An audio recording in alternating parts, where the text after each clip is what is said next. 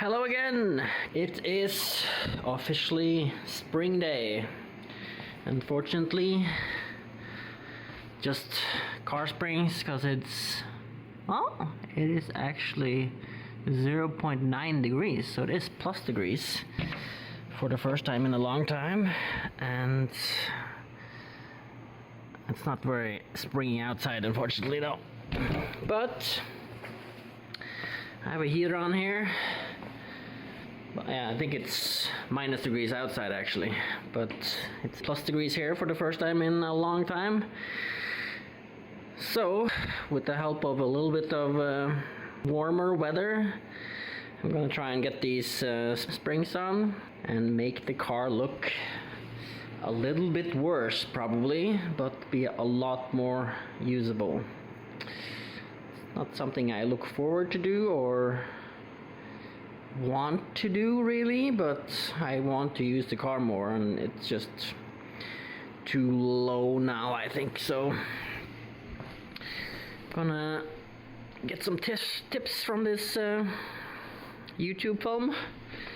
I'm gonna try and make the process as easy as possible by just removing the top attachment point for the damper and taking off the springs and not anything else. So hopefully this should go pretty quickly and I can get the original springs back on. Hello again. I'm currently doing the project with returning the car back to original ride height. So I'm changing out my H&R springs to some original springs.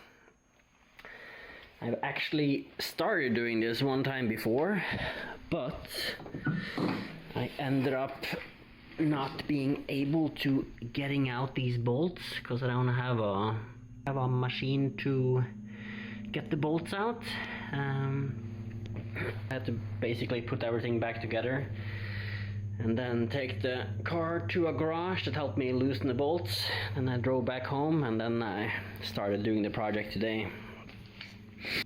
I'm only loosening the top bolt, the bracket for the brake fluid, the drop link in the bottom arm, so that I can change out the spring. And I'm actually halfway already, as you can see. So this wheel is now back to original ride height, and you can kind of actually, let's take this one. You can see what the difference is. So on this wheel, the ride height is about 66 and a half, 66.3-ish millimeter. This side still has the H&R springs on, and here it's 65.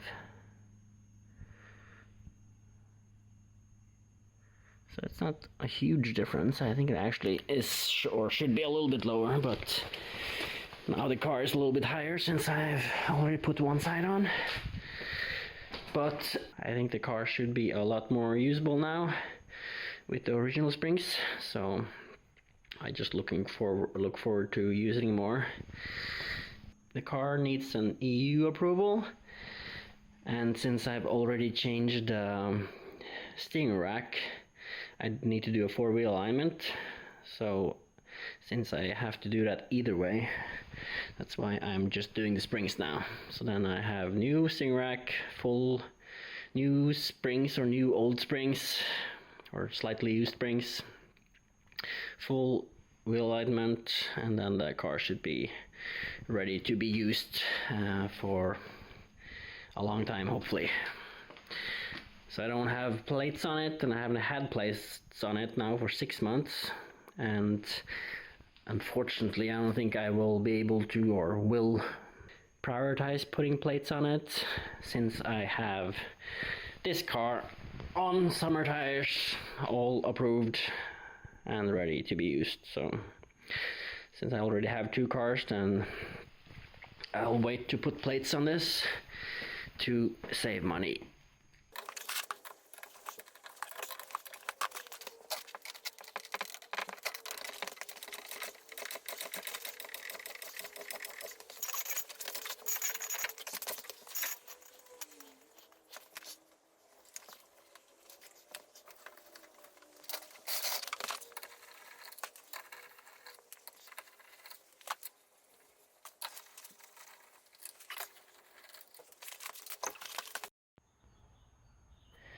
Okay, wheel is off and I'm ready to start loosening what's needed to be loosened to get out the screws. The inspiration for this was another YouTube video that I found that I will be linking to below. So first we need to take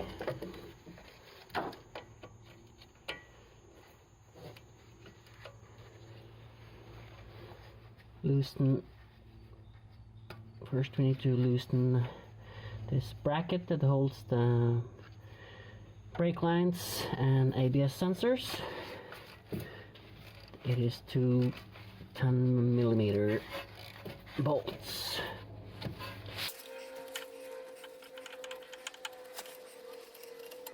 First,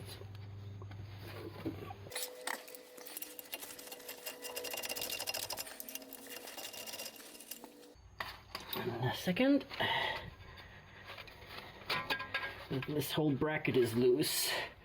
I think I'll unplug these two just to make sure that there's no extra stress on the lines, because they are pretty tight.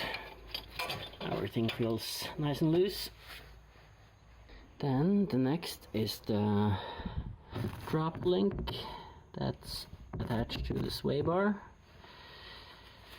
which is a 16mm bolt, and you have to counter with a 17mm.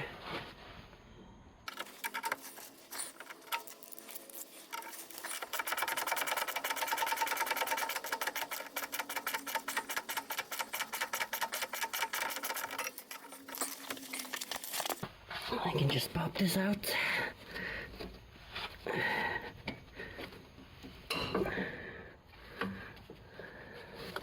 Then the last thing you need to loosen is the lower control arm. Here's the drop link, lower control arm, and that's held by 16 and 18mm.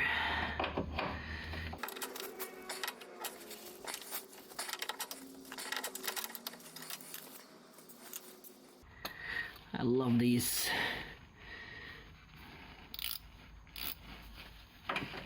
Makes things go so much quicker.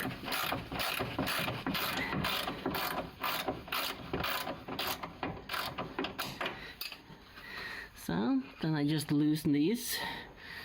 So now this whole assembly is moving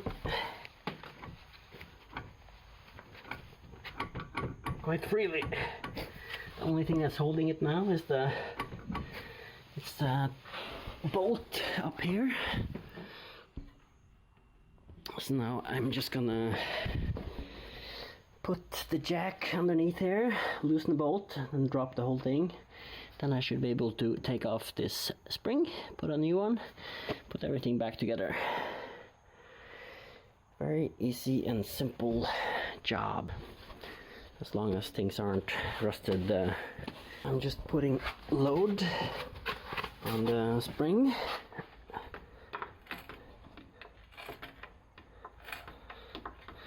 And then I need to get this off. This was the whole problem why I couldn't get it off the first time, because it's pretty hard to get a pipe into this hole, because this edge is actually blocking the pipe going straight up, and for some reason I did not have a 21mm pipe or a torque wrench to get it out.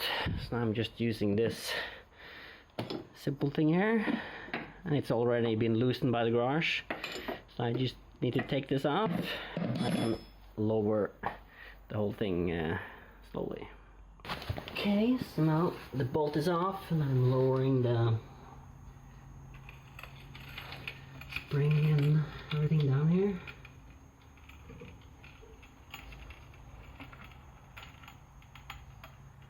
There, this shock absorber is dropping. And the whole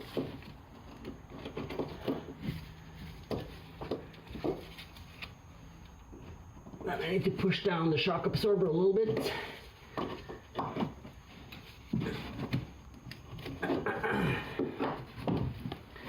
And this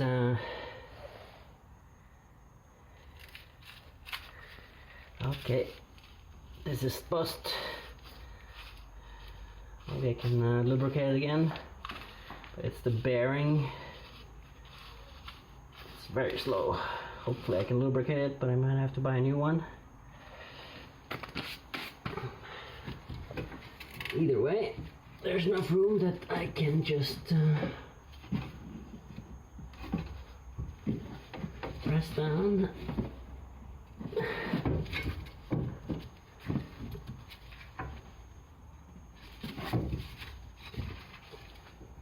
And get the spring off.